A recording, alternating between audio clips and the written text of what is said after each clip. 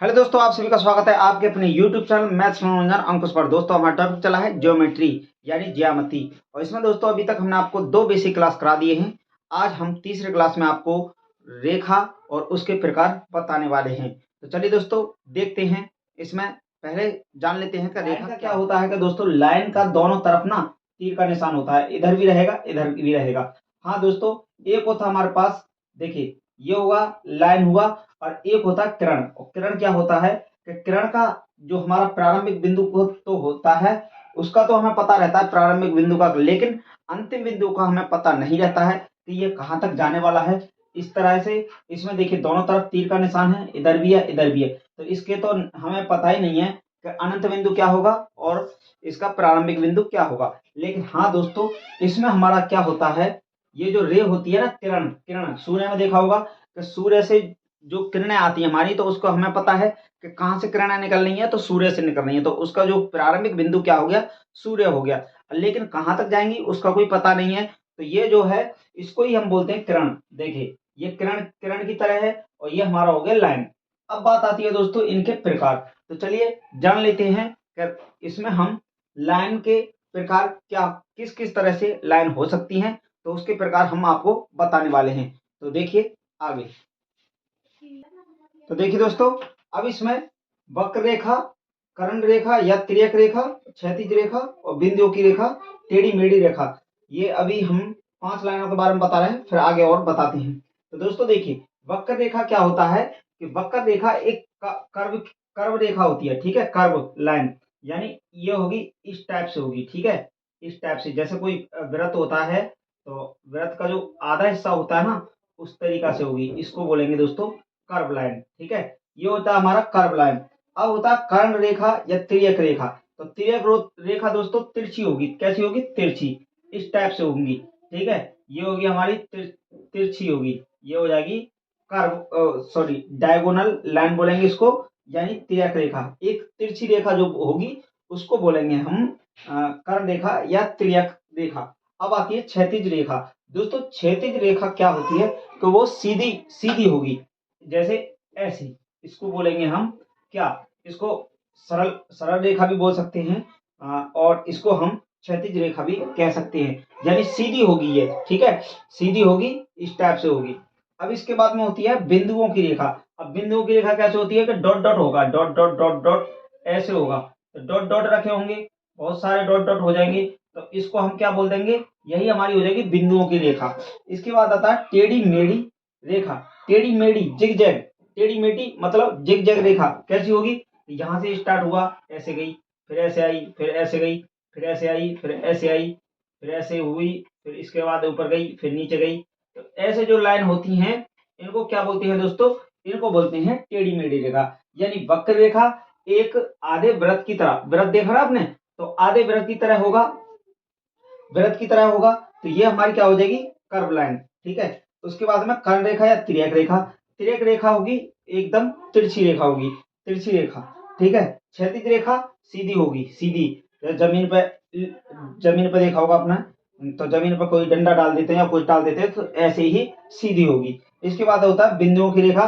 तो इसमें dot dot बने होंगे, डॉट डॉट डॉट डॉट बने होंगे, तो उसको ही बोल देंगे बिंदुओं वाली रेखा।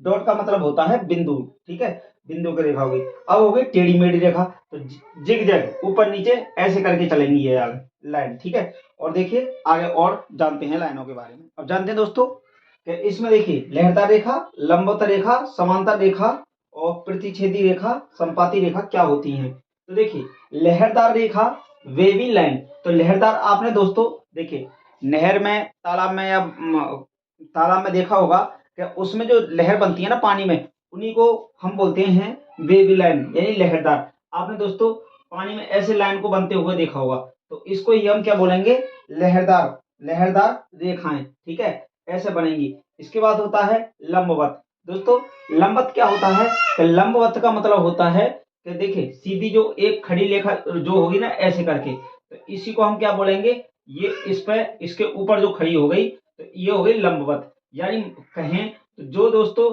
खड़ी रेखा होगी ना, खड़ी ऐसे खड़ी जो होगी, खड़ी रेखा, तो इसी को हम बोलेंगे लंबवत रेखा। मानने के लिए दोस्तों जैसे कि आपने समकोण देखा होगा, तो समकोण में क्या होता है कि एक जो इसका रेखा होता है ना, उसमें खड़ी होती है, खड़ी रे होती है उसमें, ठीक है।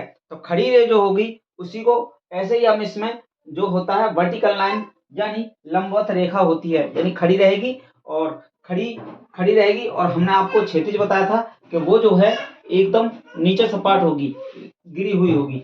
इसके बाद में देखिए समांतर रेखा। समांतर रेखाएं क्या होती हैं कि देखिए पैरेलल लाइन, ये हो गई, ये हो गई, या फिर ऐसे भी हम इसको कह सकते हैं। इसका मतलब है दोस्तों, ये जो रेखाएं हमारी पैरेलल लाइन है।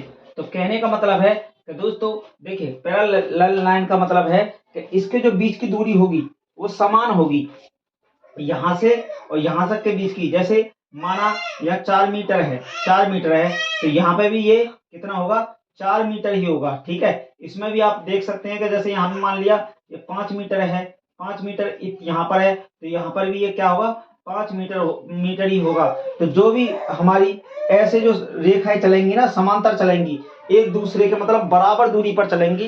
कहने के लिए उदाहरण आप देख सकते हो दोस्तों, जो रेल की पटरियां होती हैं उनके बीच में जो दूरी होती है वो समान होती है, तो जान सकते हैं आप, उसको भी मान सकते हैं कि वो जो होती हैं हमारी समांतर रेखा होती हैं। अब बात आती है प्रतिच्छेदी रेखा, इंटरसेक्टिंग लाइन। प्रतिच्छेदी रेखा क्या होता है कि दोस्तों जब जब कोई दो या दो से अधिक लाइनें, ठीक है, दो या दो से अधिक लाइनें एक ही बिंदु को प्रतिच्छेद करती हैं, एक ही बिंदु से होकर के प्रतिच्छेद, जैसे यहाँ हो गया और यहाँ से ये लाइन भी यहाँ इधर चली गई और ये लाइन भी प्रतिच्छेद करी, तो ये जितनी भी जो है रेखाएं होंगी वो प्रतिच्छेदी रेखाएं हो जाएंगी, ठीक है। ये जितनी भी हुई तो एक ही बिंदु से जा रही है, इधर भी, इधर भी, इधर भी, इधर भी, तो ये सबको क्या बोलेंगे, प्रतिच्छेदी रेखाएं, यानी एक ही बिंदु पर वो प्रतिच्छेद कर रहे हैं, तो ये हो गई प्रतिच्छेदी रेखाएं। अब दोस्तों बात आती है संपाती रेखा, कोइंसिडेंट लाइन। तो संपाती रेखा का मतलब है कि एक ही लाइन पर, एक ही लाइन, जैसे ये हमारी एक लाइन है और एक ही लाइन पर और भी लाइन हो हमारी, जैसे एक लाइन तो ये था और दूसरी लाइन ये हो गई, तो एक ही लाइन पर अनेक अनेक लाइन हो, एक ही लाइन पर और भी अनेक लाइन हो, तो उसी को हम क्या बोलेंगे, संपाती रेखा। इसमें हमारा है संगामी रेखा, तिर्यक रेखा, सररेख बिंदु, असररेख बिंदु, ये दो हमने और ले लिया है इसमें दोस्तों, बिंदु से, तो बिंदु से सररेख असररेख बिंदु ले लिया है, ठीक है। अब देखिए इसमें आती है संगामी रेखा।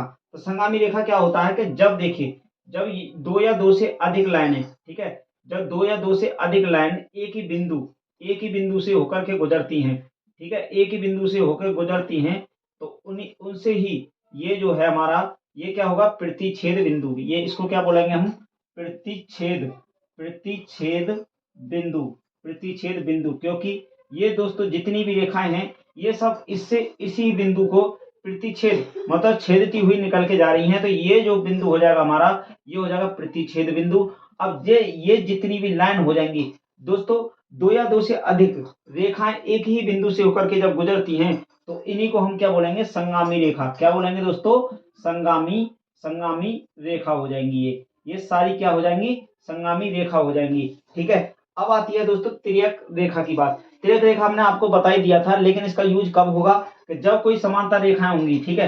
जैसे ये दोनों समांतर रेखा हो गई, ये समांतर हैं, अब समांतर रेखाएं हैं, तो जब इनको कोई तिर्यक बिंदु ऐसे प्रतिच्छेद करेगा तिर्यक रेखा जब प्रतिच्छेद करती है, तो यही इसी को ही हम तिर्यक रेखा बोलते हैं। ये जो है इसमें समांतर रेखा ये दोनों थी, इसको इसने प्रतिच्छेद कर दिया यानी काट दिया, तो यही क्या हो गई, इसकी तिर्यक रेखा हो गई। अब बात आती है संरेख बिंदु। संरेख कॉलिनियर पॉइंट, संरेख बिंदु होता है जब दोस्तों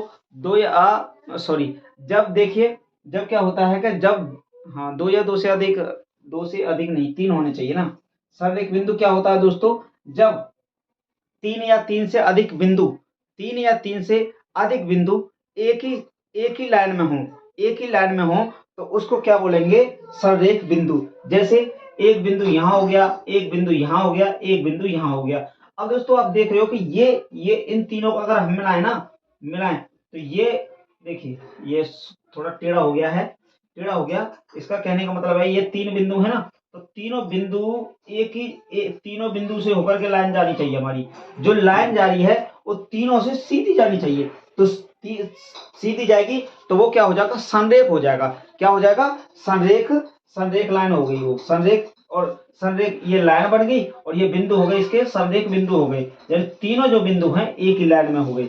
अब आती है असंरेख बिंदु। अब असंरेख बिंदु का मतलब है कि जब हमारे तीन या तीन से अधिक बिंदु, तीन या तीन से अधिक बिंदु और एक ही लाइन में ना होकर के अलग अलग प्रकार से हों, तो उसी को हम क्या बोलेंगे, असंरेख बिंदु। यानी दोस्तों एक बिंदु हमारा यहाँ हो जाए, एक यहाँ हो जाए, फिर एक यहाँ हो जाए। अब इन तीनों को मिलाइए आप, ये ठीक है। अभी हमने ये तीनों मिला दिए, ठीक है, तीनों मिलाए। अब देखिए ये एक सीधे में तो है नहीं है, तो इसी को क्या बोल देंगे हम, असंरेख बिंदु, यानी नन कोलिनियर पॉइंट।